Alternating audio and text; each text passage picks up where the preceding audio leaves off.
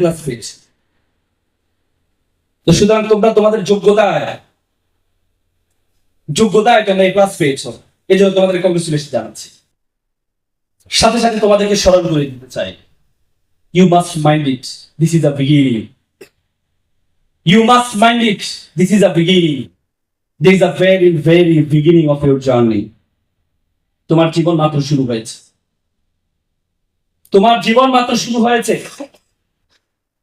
তুমি যদি মনে করো এই নীলফামারী শহরের মধ্যে তুমি কম্পিটিশন করবা, তাহলে তুমি ভুল করবা।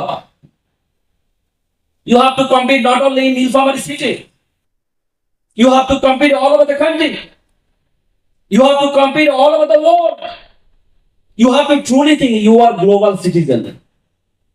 পৃথিবীর একটা বিশ্বগ্রামে পরিণত হয়েছে। এই বিশ্বগ্রামের মধ্যে তুমি যদি মনে করো নীলফামারী শহরের মধ্যে কম্পিটিশন করবা, তুমি অনেক কিছু করবে, তাহলে তুমি ভুল করবা। You have to think beyond Bangladeshi border. তোমাকে বাংলাদেশি বর্ডারের বাইরে চিন্তা করতে হবে। সে চিন্তা করার আগে তুমি তোমার সম্বন্ধে জানতে হবে। উপমহাদেশ সেরা কবি ফরিদুদ্দীন বলেছেন, উনসু মাতলু বেজা হাত দাগা হাত তুরি গো বাজে গোপদ নেশা। পৃথিবী যাকে খুঁজে বেড়াচ্ছে, তুমি সে ব্যক্তি, তুমি তোমাকে খুঁজে বের করো। তুমি তোমাকে খুঁজে বের করো। Who are you?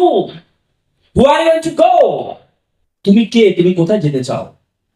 এই জন্য সক্রেটিস বলেছে, নো থাইসেলফ, নিজেকে জানো। কোরআনে বলছে ওয়াফি আনফুসিকুম, তুমি নিজেকে জানো। তুমি যদি নিজেকে না জানো, তাহলে তুমি কখনো তোমার চিন্তার প্রসারতা বাড়াতে পারবা না। তোমরা জানো 2006 সালে বাংলাদেশে একটা অপটিক্যাল ফাইবার স্টেশন করা হয়েছে কক্সবাজারে। পরবর্তী সেটা আমাদের হাইটেক ফার্ম গাজীপুরের সাথে যুক্ত হয়েছে। সে অপটিক্যাল ফাইবার স্পেন হয়ে, পর্তুগাল হয়ে, ফিলিপিন, সিঙ্গাপুর, মালয়েশিয়া হয়ে আমাদের কক্সবাজারের সাথে যুক্ত হয়েছে। সে অপটিক্যাল ফাইবার কেবল দূরত্ব হচ্ছে মাত্র 17,000 কিলোমিটার। এর মাত্র 17,000 অপটিক্যাল ফাইবার কেবল একটা তার। এই তার দিয়ে পুরো পৃথিবীটা আমাদের হাতের মধ্যে চলে আসছে। আজকে আমরা এখান থেকে কি করছি?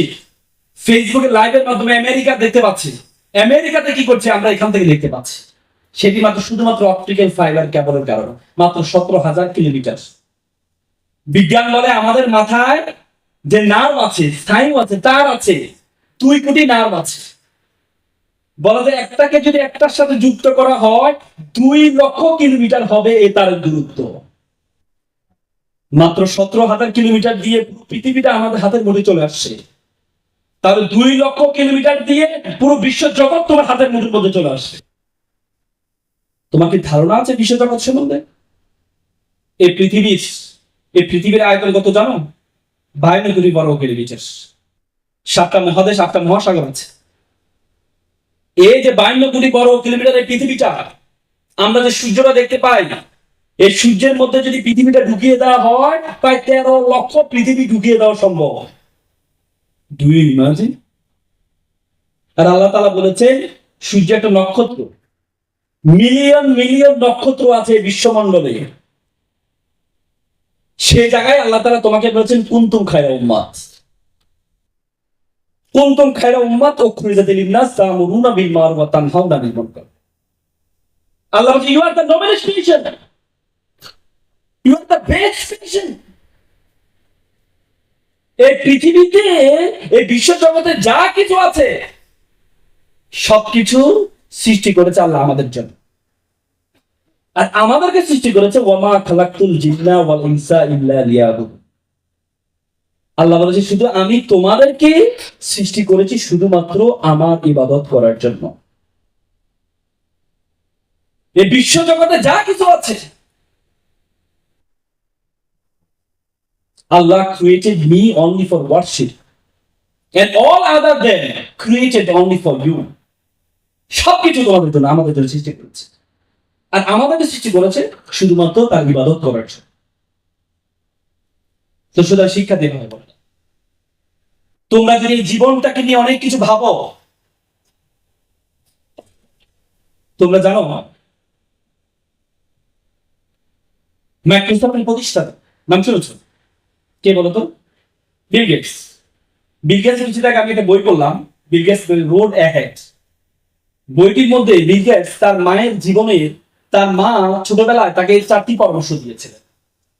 আমার খুব চমৎকৃত হয়েছি।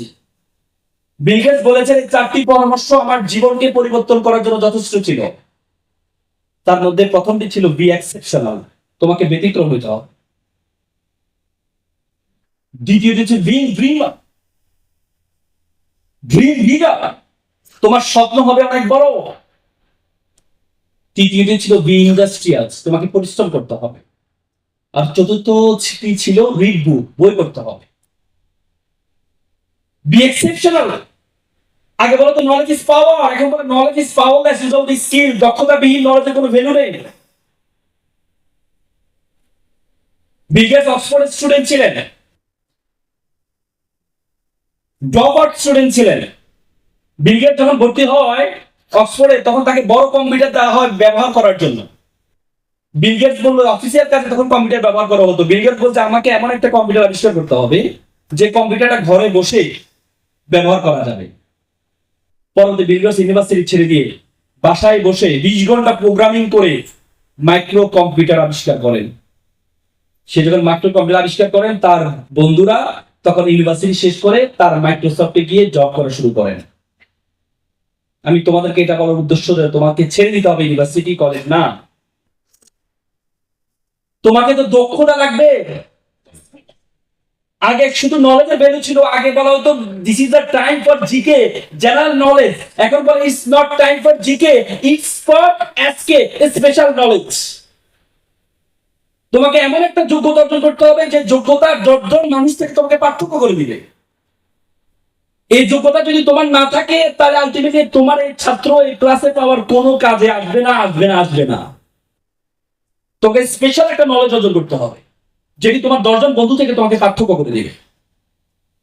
তোমাকে দক্ষতা অর্জন করতে হবে, তোমাকে ডিবেটিং ক্লাবের সাথে থাকতে হবে, ল্যাঙ্গুয়েজ ক্লাবের সাথে থাকতে হবে, তোমাকে লিডারশিপ যোগ্যতা অর্জন করতে হবে।